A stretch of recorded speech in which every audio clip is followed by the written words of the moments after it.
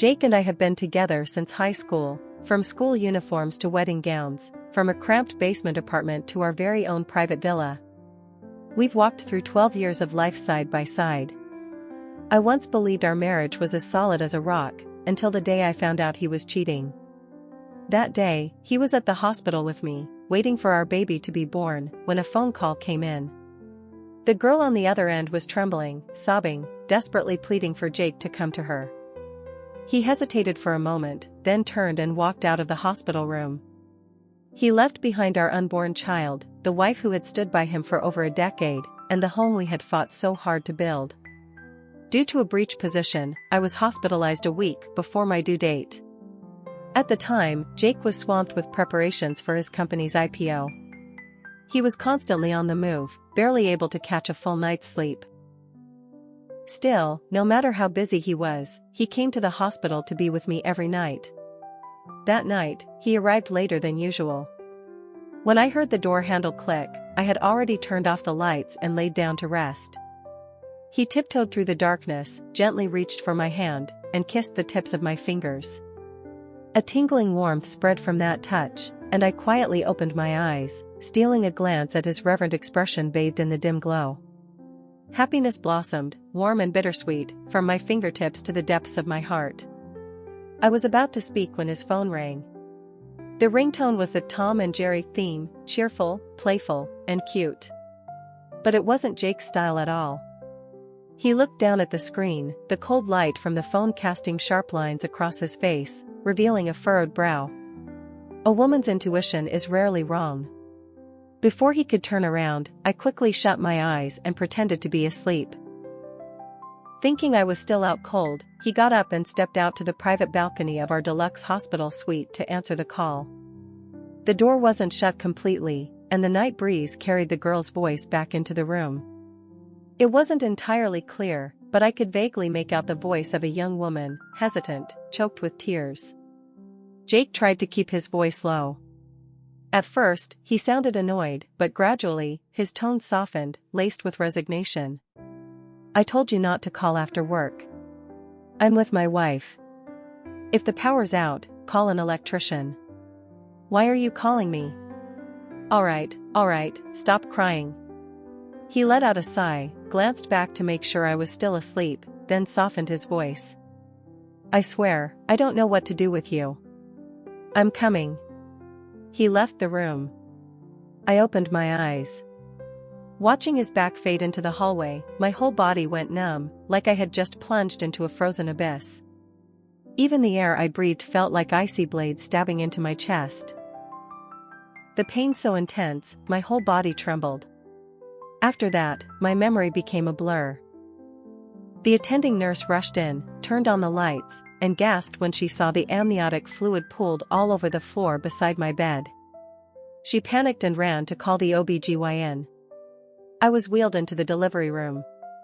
Lying on my back, staring up at the glaring surgical lights, I heard the famously short-tempered head nurse scolding my assistant beside me.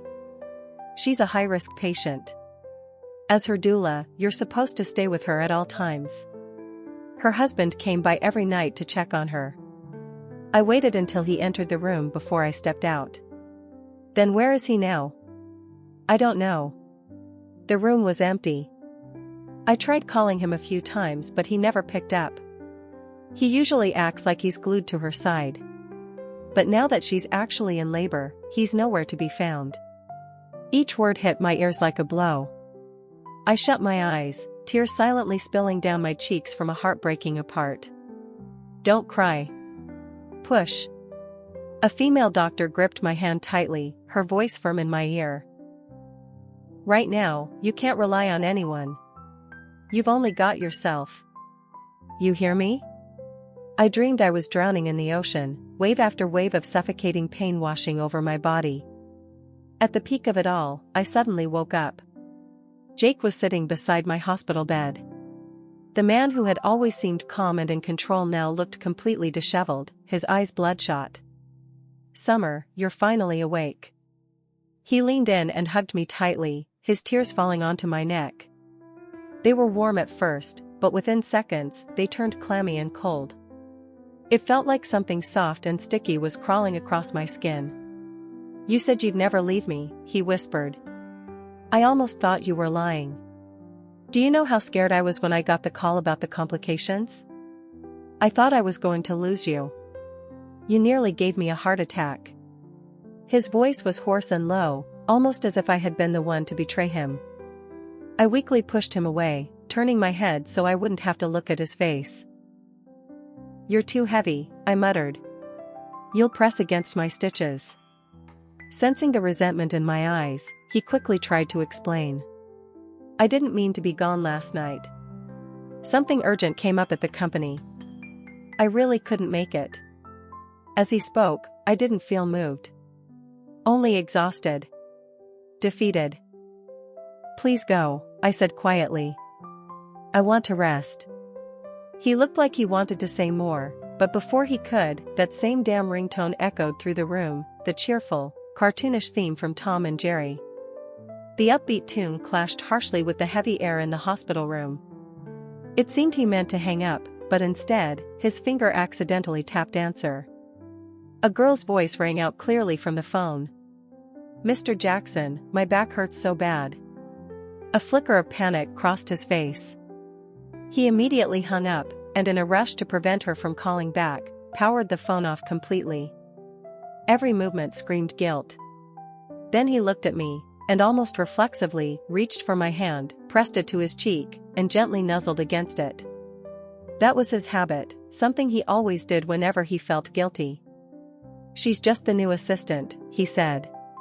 "She doesn't understand the situation yet. Please don't misunderstand."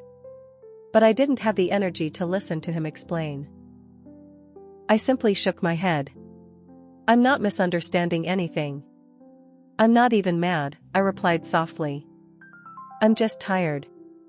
Can you please go so I can rest a little?" Before pulling my hand away from his, I lightly tapped his cheek and gave a faint smile. "Be good." After Jake left, I managed to fall asleep again. When I woke up, 2 nurses were wheeling my baby into the room, beaming as they held her out for me to see. She came a little early. Her face was red and wrinkled, honestly, not the cutest. Still, the weight pressing on my heart eased a bit. I sat up, took her into my arms, and gently touched her cheek with my finger. "Poor little thing," I whispered. Jake had just walked back in. He set his phone and a thermal flask down on the table, but his eyes were fixed on the baby in my arms. "What do you mean, poor?" he said. "Look at her nose and mouth, she looks just like you. She's going to be beautiful." The smile on my face vanished. I turned slightly away and handed the baby back to the nurse. She carried the baby out of the room, and Jake sat down at the edge of my bed. He opened the thermal flask and began ladling soup into a bowl. "It's pigeon broth. I made it myself. Try some." I was honestly a bit hungry. I took the bowl and spoon from him and sipped. "There you go. That's better. No matter how angry you are with me," he added gently, "don't neglect your health. Think about our daughter." At the mention of our child, his sharp, cold expression softened. Jake had grown up an orphan, alone for most of his life. I knew how much this child meant to him. She was his only blood relative in the world. "Of course I'll think about our daughter," I replied, keeping my eyes low as I took another spoonful. "The incision still hurts. Can you call the doctor for me?" He nodded and stepped out. As soon as he left, I picked up the phone he had left on the table. I unlocked it with my birth date, something I had discovered long ago, and found the number from the middle of the night. "I want to see you."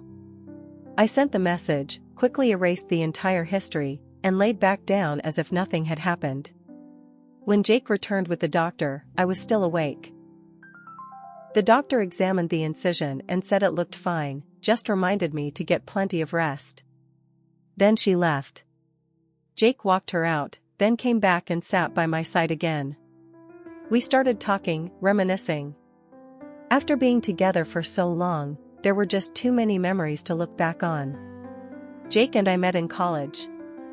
On the very first day of orientation, surrounded by a noisy crowd of classmates, we immediately recognized something familiar in each other, like two of a kind. We were both sensitive, both lonely, both convinced we were different from the world. After countless encounters, admiration blossomed, and naturally, we ended up together. After graduation, we rented a half-basement apartment, living on instant noodles and boiled eggs while brainstorming ways to make money. Eventually, we saved up a small amount, quit our jobs together, and took a leap to start our own business. We weathered the hardest years. The company grew, and now it was on the brink of going public. And so were we, welcoming a new life into the world. Happiness was just within reach. And yet, he cheated. I used to think that no one could walk away from 12 years of struggle and shared dreams. Turns out, one tear from a younger girl was all it took. His phone chimed with a new message. Jake glanced at it, then turned to look out the window. Outside, a storm was raging. Wind and rain tore through the sky in violent chaos. "Summer, I need to step out for a bit." "I'll be right back," he said. His voice was tight, even he couldn't hide the strain. He didn't wait for my response. He grabbed his coat and quickly left the hospital room.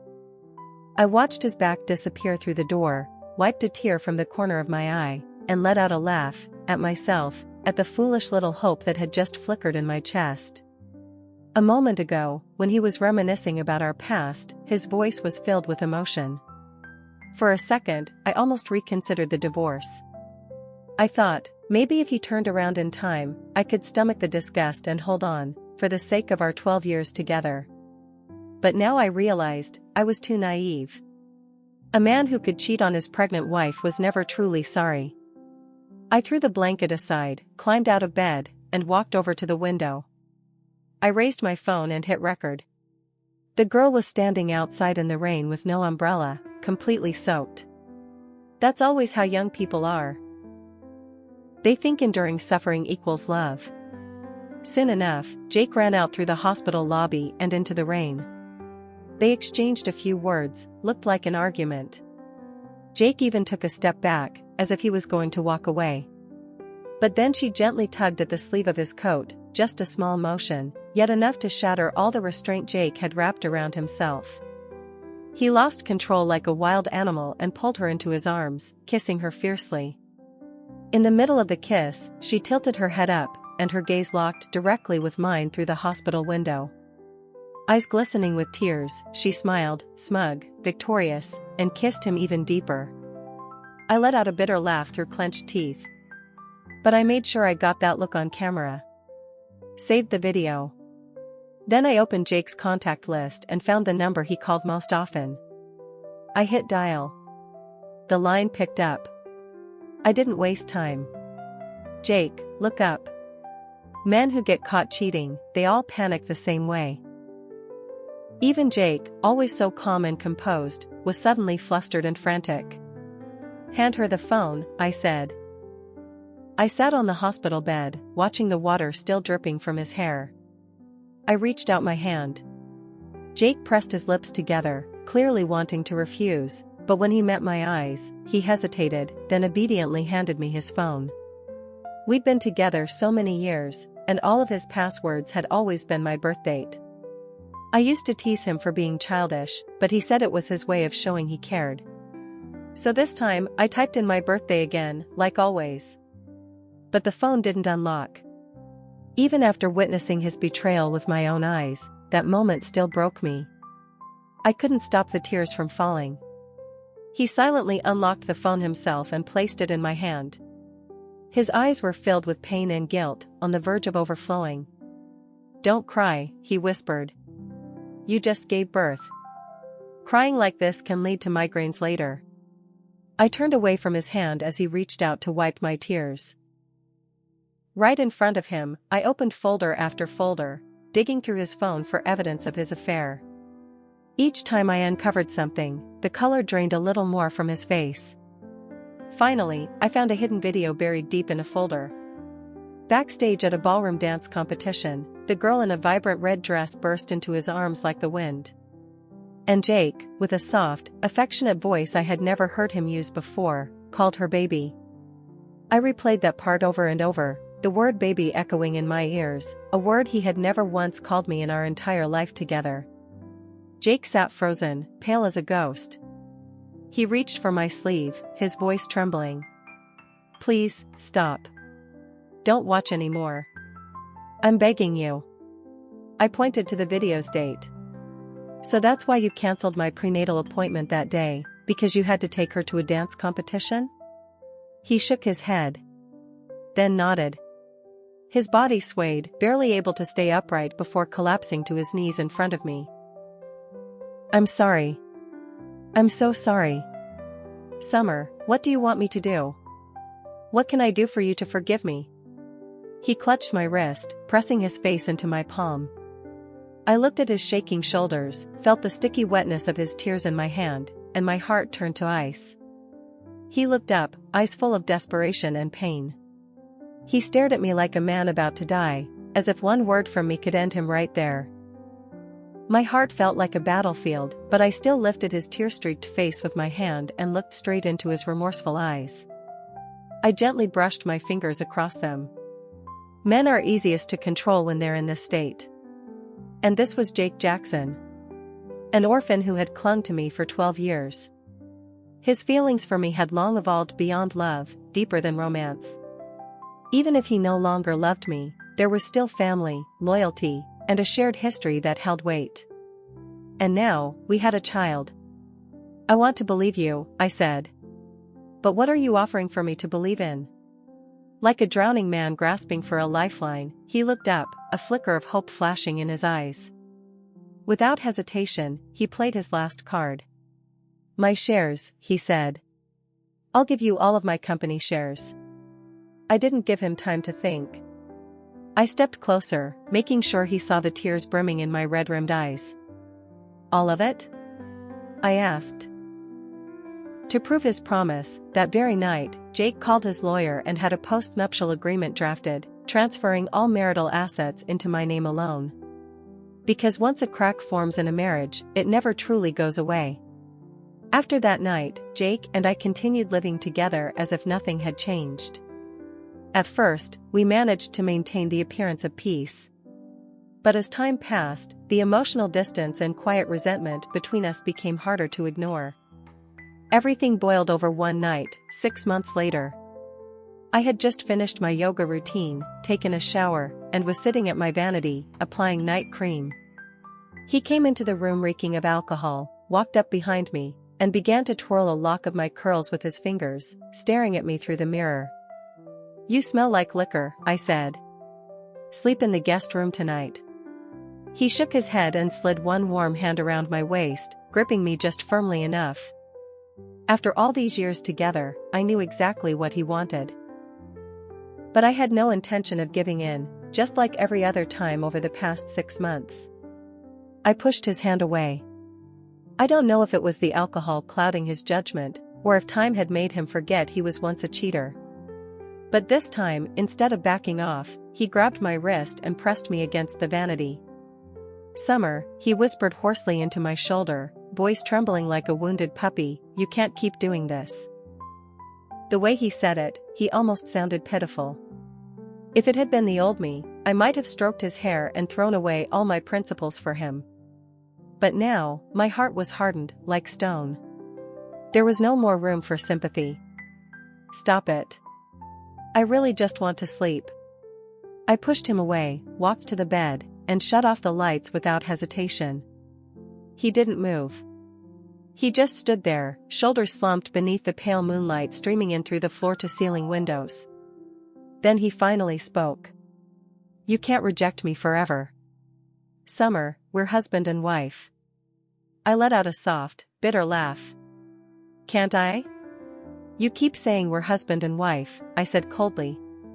"But tell me, when you slept with Hannah Thompson, did you remember that your wife was in a hospital bed, carrying your child?" He let out a deep sigh and rubbed his forehead, voice low and tired. "I've already apologized. I regret everything.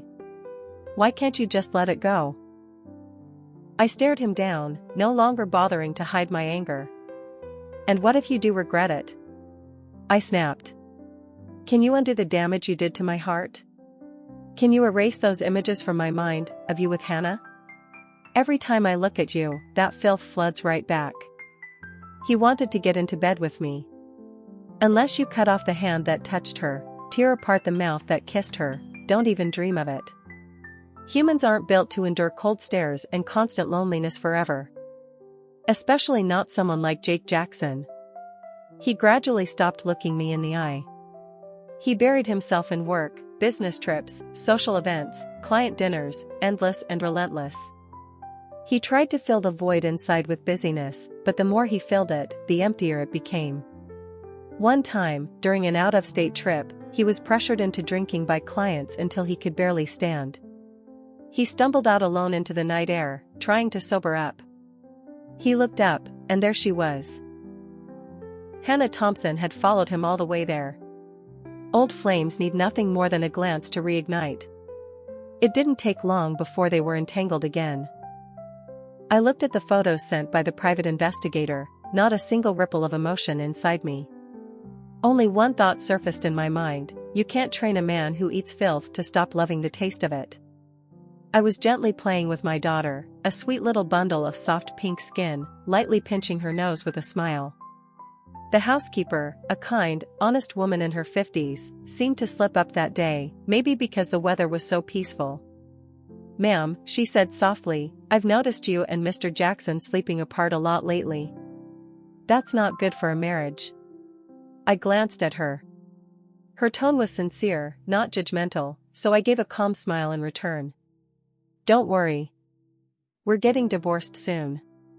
I must have said it too casually, too matter-of-factly, because her face showed a flicker of shock. "But, how can that be? The baby's still so little. Don't you want to think about her?" I just shook my head, offering no further explanation. "When I was 5, my father cheated.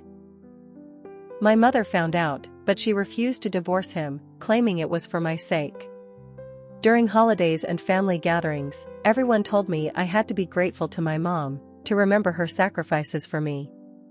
But as a child born into that kind of marriage, I was never once happy.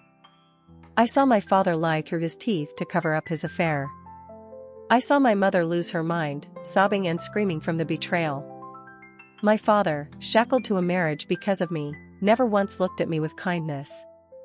And my mother, all of her rage and resentment toward him, she poured it onto me, over and over again. To the outside world, I was the string holding their marriage together. But on the inside, I was just the offering they sacrificed to keep it from falling apart. Growing up, I dreamed, no, relived, the same nightmare again and again. The sound of them breaking things, their twisted faces, shouting curses at each other, pointing fingers, smashing everything in sight. That kind of life. I've already lived it once. I refuse to let my daughter go through it, too. Jake's latest affair was different than before. Back then, he took Hannah to dance competitions. They attended art exhibitions together, went on overseas vacations. But this time, all of that was gone. Every time Jake went to her, it was purely for physical desire, nothing more. Maybe because he'd been caught once, this time he was more careful. He never went to hotels again. Their usual rendezvous spots were the backseat of his SUV and Hannah Thompson's tiny apartment. When Jake felt frustrated or anxious, his go-to form of release had always been sex. No one knew that better than I did. But a relationship built only on that isn't something a girl with dreams of love can live with for long. It didn't take long for Hannah to grow insecure in their shadowy, unspoken affair. She started testing Jake's limits, pushing for more. But that side of her shattered the image he once held. Jake had always liked vibrant, elegant women, the kind of woman who shone like a red rose in full bloom. Not the type to constantly question feelings and beg for commitment. By the time Hannah came to see me, she was nothing like the dazzling girl in the red dress from that old video. She looked exhausted, her eyes misty with tears, voice trembling as she asked me bluntly, "When will you divorce him?" I placed the cup of coffee I'd already ordered in front of her, completely unfazed by her question. Clearly, this relationship had already worn her down. All she wanted now was a definitive answer so she could end it and move on. I stirred my coffee slowly and answered calmly. He doesn't want a divorce.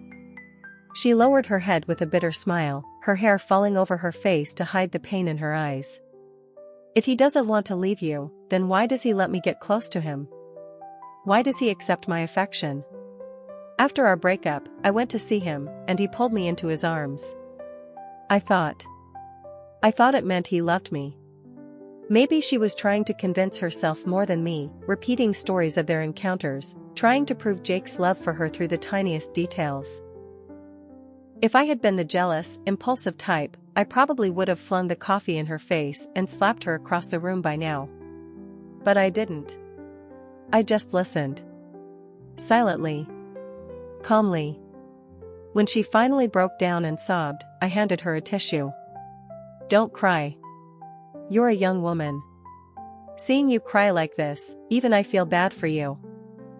Because of Jake, she had fought with her family, lost her friends, and become isolated. It had been a long time since anyone had shown her even a shred of gentleness. Just that one sentence from me, and the strong facade she clung to came crashing down, revealing how vulnerable she truly was. Her big, teary eyes stared at me, wide and childlike. I sat down beside her, gently tucked a few strands of hair behind her ear, and sighed. He and I have a child together. We share a company. Whether it's out of love or financial interest, he will never divorce me. But you're different, I said softly. You're still young. You still have time to start over. I held her hand, not as a rival, but as a woman who had walked this road before, and offered her advice. It's not scary to fall into the wrong relationship. What's scary is ending up with nothing to show for it. There's a saying, if there's no love, then at least get the money. She hesitated. But, he loves you. I shook my head. A man who cheats once will cheat again. I can't spend my life keeping watch over him. If someone's going to take him, I'd rather it be you than someone else. At least you once cared for him sincerely. Before leaving, I asked her one final question. When you started chasing after him, did you know he was already married? She paused for a moment, then lowered her head and whispered, I'm sorry. I knew. I nodded lightly, my voice so soft that only I could hear it. Knowing is enough. The day before the company went public, Jake and I were invited back to our alma mater for a college reunion. It was one of the rare days in the past 6 months that we actually shared something that could still be called warmth. I stood on stage, delivering a speech as an outstanding alumna. Jake sat in the audience, eyes locked on me. 12 years ago, he had looked at me the exact same way. He had always had that quiet, aloof charm. The kind of man who looked cold on the outside but carried soft, romantic eyes. When he fixed his gaze seriously on someone, it was hard not to fall for him. After the event, a few of our old college friends invited us out for dinner. Around the table, as expected, came all the usual questions about life and love. When they found out Jake and I were still together, married, with a child, and even running a business, everyone congratulated us warmly. Jake had a bit to drink that night.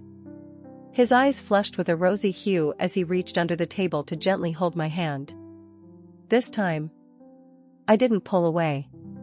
When dinner ended, we didn't head straight home. Instead, we took advantage of the cool night breeze and went for a walk to sober up. It had been a long time since I had been this gentle toward him, and he was visibly happy. He held my hand and chatted casually as we strolled. We passed by a small flower shop, and Jake suddenly stopped in his tracks. The first bouquet I ever gave you, he said, pointing, came from this place. I looked through the display window and, just like that, memories flooded back. Of a snowy night so many years ago. It was the second year we'd been together. We'd had a terrible argument over some disagreement, and I had spent the whole day thinking it over. That night, I messaged him to meet, to talk. The truth was, I had planned to break up.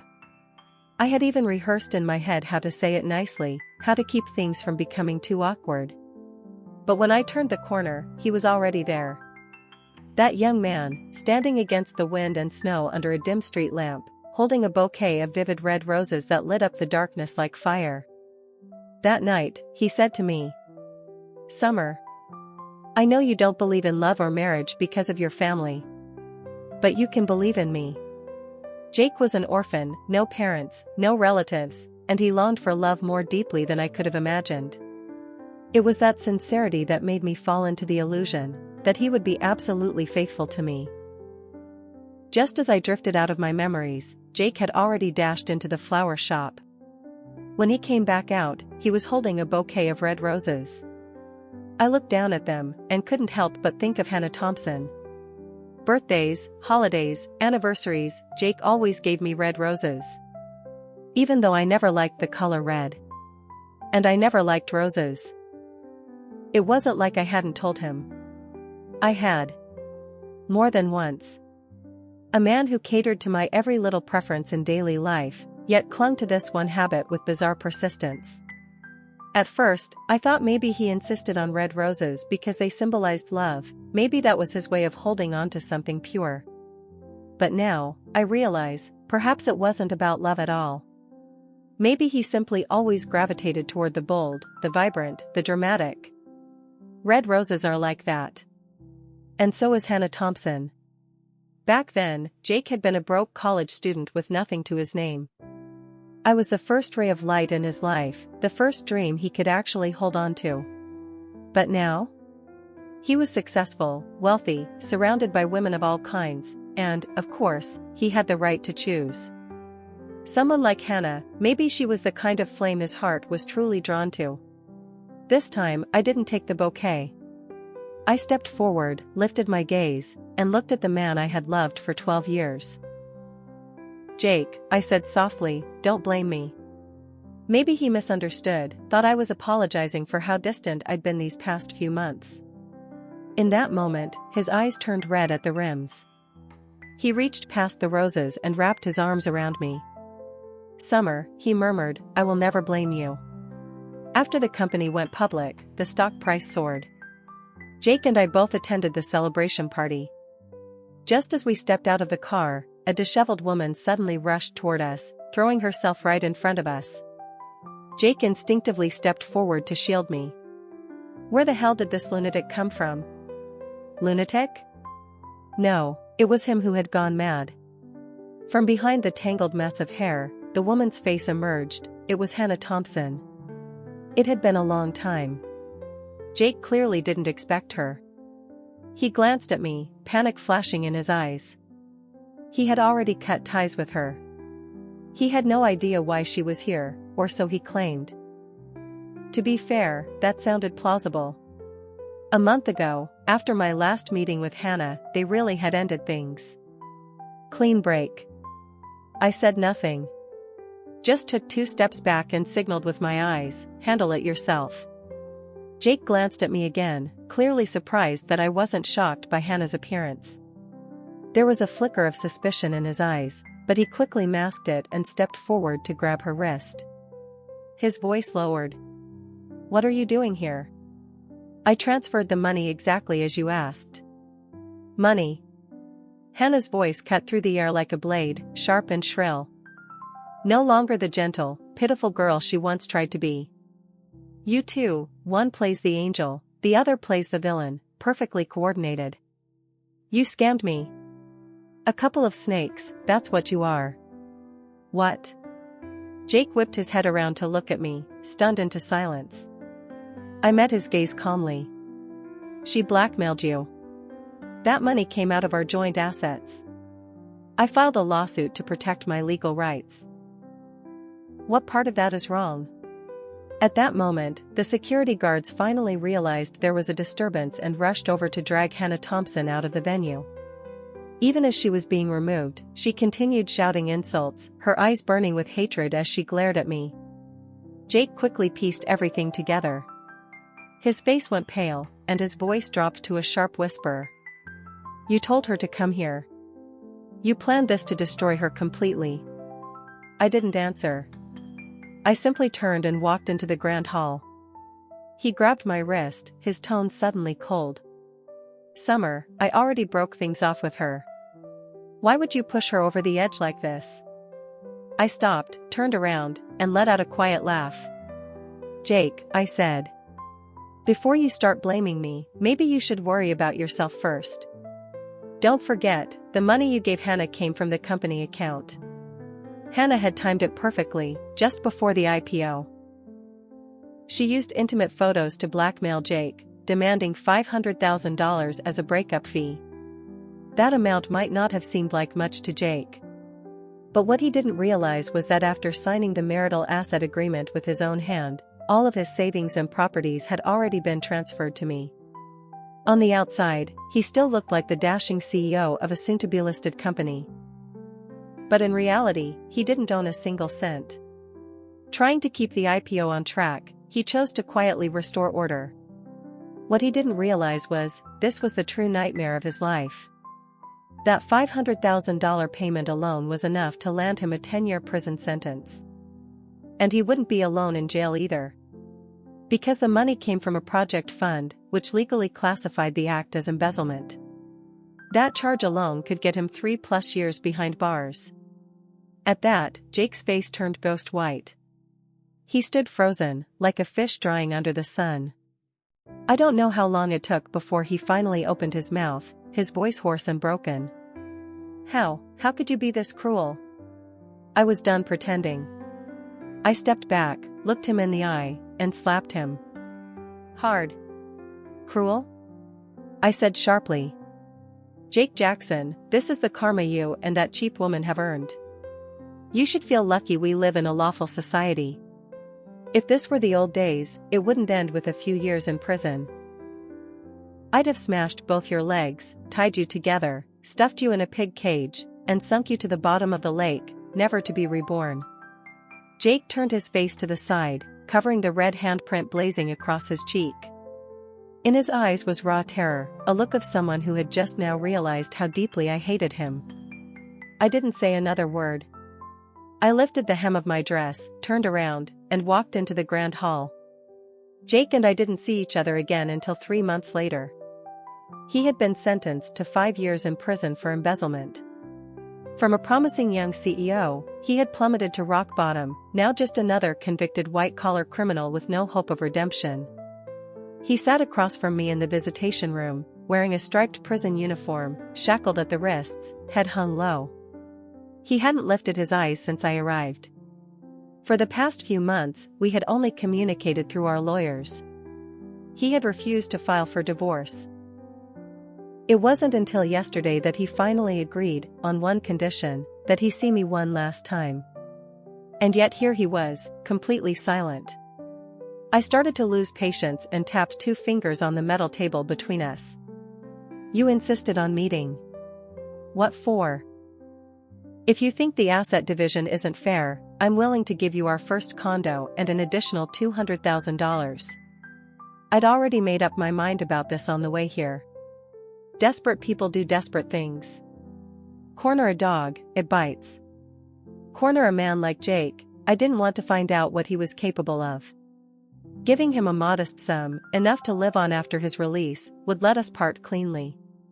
From now on, he'd live his life, and I'd live mine, like 2 rivers that never meet. That would have been the best possible ending. But after hearing me out, Jake didn't look grateful. Instead, he slowly lifted his head, and his bloodshot eyes sent a chill down my spine. In that look was everything: regret, pain, resentment, every emotion twisted together, settling into something murky and unreadable. You think I wanted to see you just to ask for something? He said, his voice hoarse. Then what was it? I asked, leaning back in my chair, letting out a cold laugh. You think we're still going to talk about love? He laughed too, a bitter, broken sound, and then choked back a sob. You're right. There's nothing left between us to talk about. I said nothing, watching him wipe the tears from the corners of his eyes before looking at me again. You knew I was cheating long before it came out, didn't you? He asked. And you never intended to forgive me. Everything, the fights, the silence, it was all part of your plan, wasn't it? I nodded. Yes. He stared at me for a long while before finally asking, "Aren't you afraid that someday our daughter will grow up and hate you for this?" I laughed out loud. "So now you're trying to guilt me? Trying to make me feel ashamed, feel like I robbed her of a loving family, all to shift the blame for your mistake? Keep dreaming. You cheated on me while I was pregnant. You destroyed this family. You're the reason our daughter won't grow up with a father. What right do you have to blame me?" I paused, then looked him straight in the eye, cold and unwavering.